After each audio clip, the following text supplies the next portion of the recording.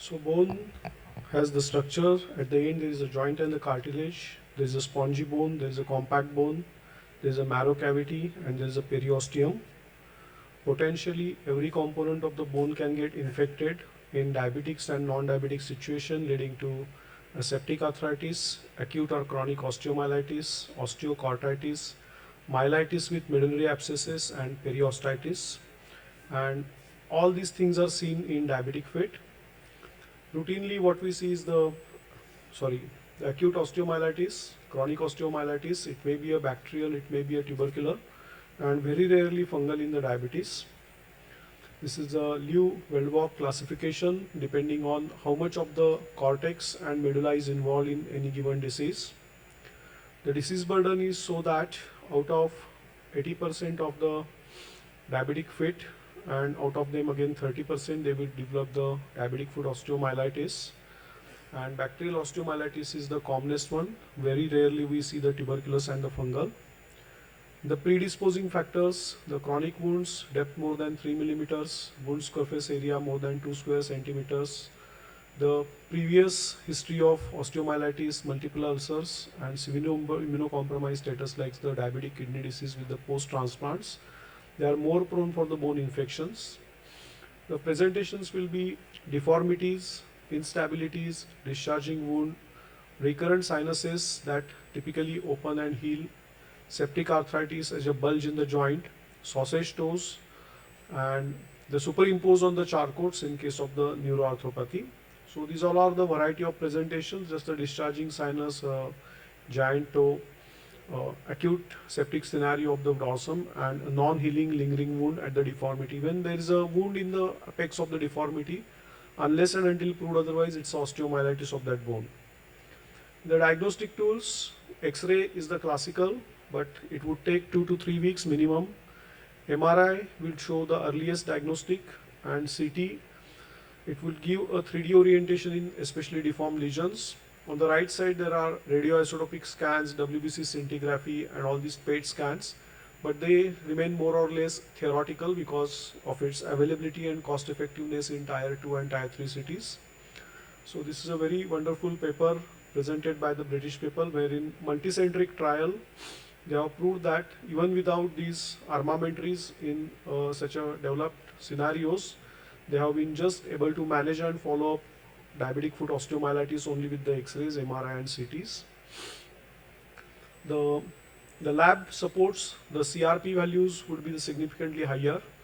ESR cutoff value is taken as a 79. This is taken from multiple papers I have gone through, but this is very important that ESR more than 43 and positive probe to bone test combined has a 98% of sensitivity. So in the diagnostics continues, the bone to probe test is very crucial, and whenever any hard object, maybe your artery forceps or a probe you are touching inside the bone in a chronic wound, it would be suggestive of osteomyelitis. The procal values are reasonably controversial and they may not be having any diagnostic yield, but in critically ill patients the physicians may have its own role. The most talked about and diagnostic component in the diabetic foot osteomyelitis is the bone biopsies, but in the different published series they have proven that 18 to 27% of bone cultures were found negative. So it is better to send along with the soft tissues and the bone both for the cultures and sensitivity and the biopsy, as it has been enoughly emphasized by the microbiologist panel in the morning. So in less than 20% of tissues and bone, the cultures were same. So there may be a polymicrobial scenario may be seen. And one more very interesting fact, it was found in these Chinese paper, that when the amputation is done at specific level, there is a still possibility of proximal segment which has been amputated is showing the bacterial colonization, but they still have a significant potential to heal with the standard wound care. From the diabetic foot osteomyelitis and the trauma osteomyelitis, they definitely differ. In diabetic foot osteomyelitis, there will be the more ulcers and less pain, less swelling, but there will be more resistant and polymicrobial predominance. While in case of trauma-related osteomyelitis, this will be a monomicrobial involvement, and infection recurrence is quite low. And most of these things in trauma, they would be settled once the implants are removed. What remains in the treatment options after diagnosis? The medical treatment only, it's a very query, because old school of thoughts, they used to think the diabetic foot osteomyelitis is a medical disease that give prolonged immobilization, keep on giving antibiotics and keep on dressing. That was the protocol, but it would take anything between 180 to 270 or 300 plus days to heal these wounds. So the things can be, there can be an antibiotics, the metabolic control, local wound care, offloading. Or on the surgical side, the debridements, radical debridement, local antibiotic supplemented by the systemic antibiotics, advanced wound cares, fusions, fixators, and amputations of the region. So we'll see what is meant by a conservative surgery is limited excision of the bone and preserving the toe, the minor amputation where the rays and digits are amputated. In the joint fixation, wherever there is a septic arthritis, especially around the ankle, you will have to fuse the joints. The deformity correction, as in case of the deformed charcot, when there is a plantar bump and it is infected, there is no way that you can get rid of that without doing a deformity correction. And maybe you will require a two-stage corrections. Intramedullary abscesses are very specific of diabetic kidney disease and the post-transplant scenarios, and you will need a total different mindset and armamentary to deal with them, and at the end of there may be a major amputations. So a Spanish paper where they have shown that extent of osteomyelitis, the localized or disseminated, the associated soft tissue involvements, vascular status, biomechanical stabilities, they all are going to decide whether they are going to be what is the final clinical outcome. In the systemic antibiotics, the duration is 2 to 6 weeks, may need longer depending upon the clinical situations. Hospital antibiogram is very important because in multiple conferences, lectures, you will see a number of antibiotics and bacteria, and somebody says about staph, somebody says about Klebsiella. But as a surgeon, it's not, we don't need to think much about that. Your physician or microbiologist is going to help them. We should focus on the surgery. So antibiotic stewardship, LFT, KFT correlationship, microbiologist and pharmacologist in the team, and monitoring the drug toxicity by the appropriate person. In our own series, which we have published last year, the Klebsiella, E. coli and Coagulus staph were found maximum in the DFOMs, and 38% bone cultures were negative. The beta-lactamase with beta-lactamase, fluoroquinolones and carbapenems were the best sensitive, and combination of 1 and 2 are found to cover all strains including other tissue sample strains from the hospital. So I start my treatment of suspected diabetic foot infection by my own hospital antibiogram.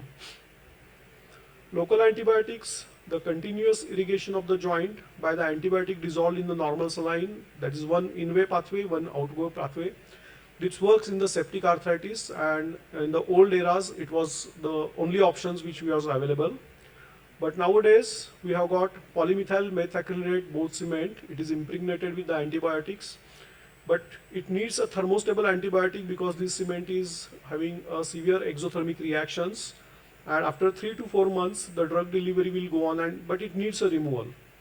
You can see that one more case where after the debridement, local antibiotic bead is kept and it is removed. But sometimes it can become a challenging. Please see this case. This was an antibiotic coated nail. When at the time of removal, then only the steel rod came out. The mantle remained inside, what we call it as the cement fracture. I had to do a complete vertical osteotomy of the tibia, and then this mantle was removed and I had to immobilize patient for. So you must be ready for a very aggressive surgery, not for introduction for removal of this implant.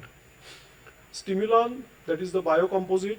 There is no need of thermostable antibiotics. It has more wide range of antibiotics and no need to remove, but sometimes it can cause from the leaks and the local closures.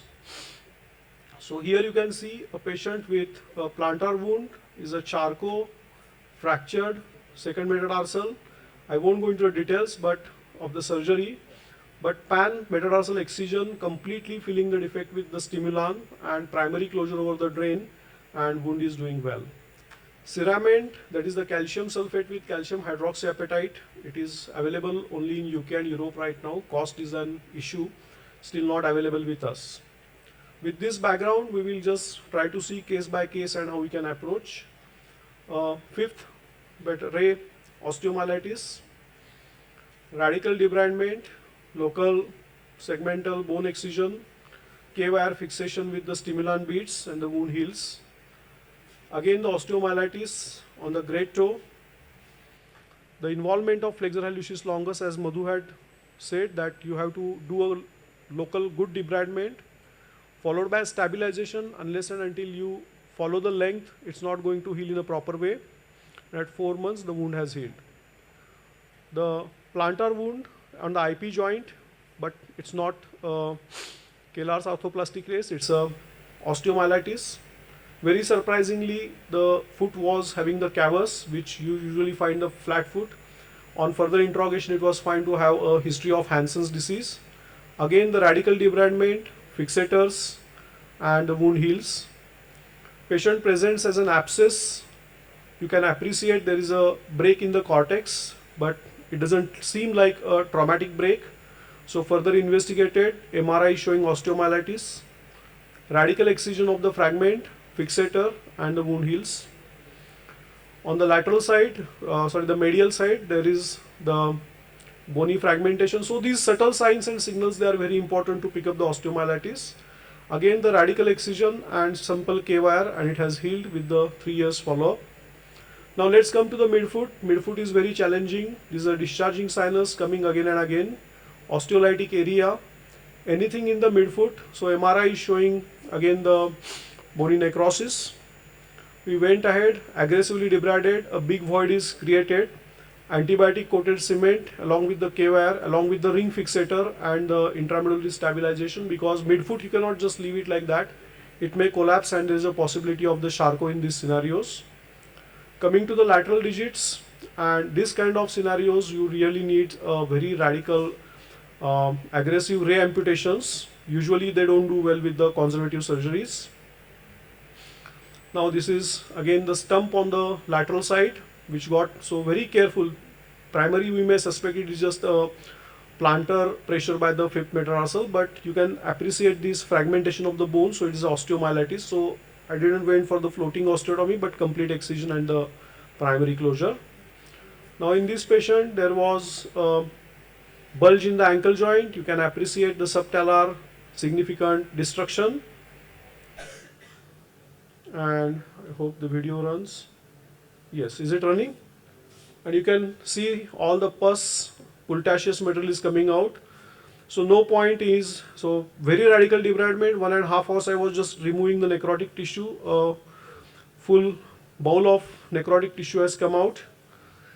No point in doing primary internal fixations, just stimulant, double dose and external fixator. And at the end of 3 months, everything is settled on its own. It's because of the good radical, and patient is walking without any support, no AFO.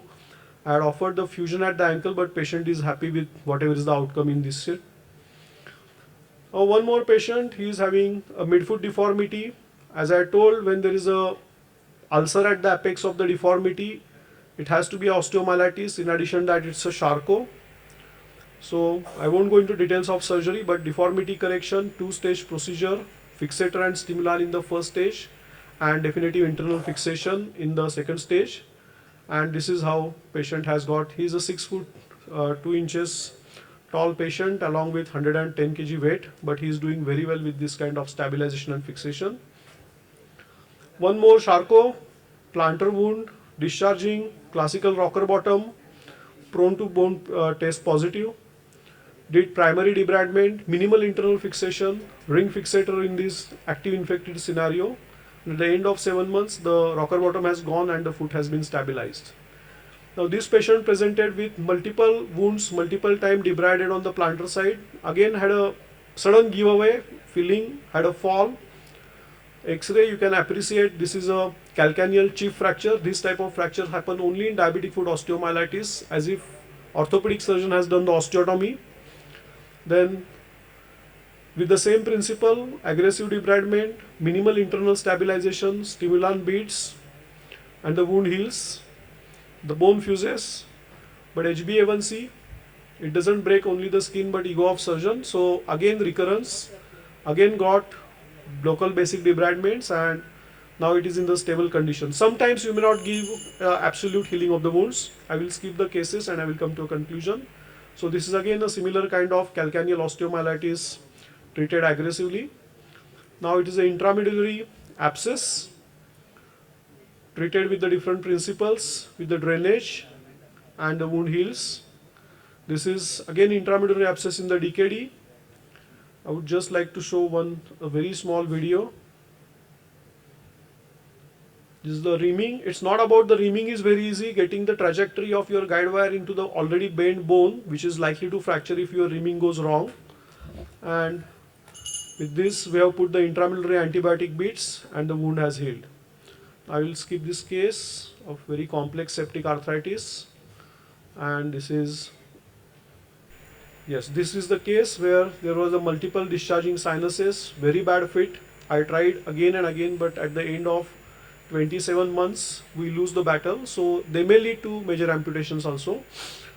So we had presented our osteomyelitis work in Chelaram 2 years back. And there we have come to this conclusion that it's not osteomyelitis of diabetic foot is a very vague term. What is the location of the foot is very important. So zone 1, they have very high chances of amputation. Zone 2, they are salvage. Zone 3, again, the lateral toes have amputation. Zone 4 are the mid metatarsals, and you have to be ready with the fixators and bone substitutes. And zone 5, the salvage is very possible, but you will have to do very aggressive and very lengthy procedures and offloading in these patients. So take home message is thorough surgical debridement, biomechanical stability with wires and fixator. It's wrongly said that wires are not to be used in bone infections. Appropriate antibiotics, take help of your physician or microbiologist. Offloading, advanced wound care is equally important. Vascularization has to be taken care of, and metabolic control by your physician. If it is lost, the limb is lost. Thank you very much.